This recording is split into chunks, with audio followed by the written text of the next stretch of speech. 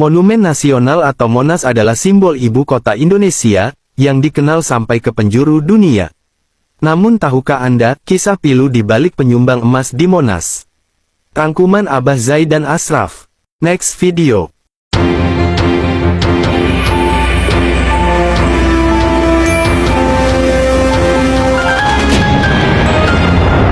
Beginilah sosok Teuku Markam, si penyumbang 38 kg emas untuk Monas, dituduh PKI hingga berakhir menyedihkan. Beginilah fakta unik Teuku Markam yang belum pernah diungkap. Number 1. Teuku Markam pernah jadi orang terkaya se-Indonesia.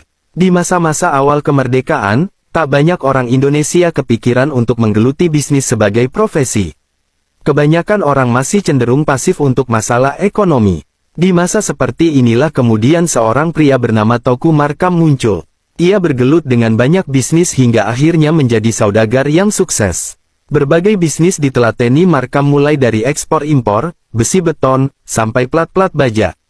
Dengan segala macam bisnis ini tak heran akhirnya ia menjadi sangat kaya.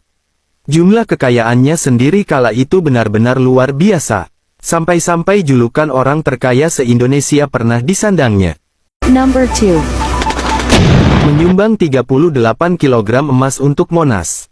Jujur saja, jika ada hal yang paling menarik dari Monas, hal tersebut sudah jelas adalah 38 kg emas yang ada di puncaknya. Selama puluhan tahun orang-orang dibuat terheran-heran dengan ini.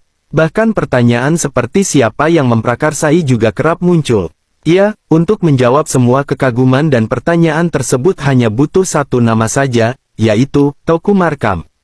Memang tak pernah ada dokumentasi atau apapun, tapi banyak yang meyakini jika Markam lah yang menyumbang 38 kg emas itu.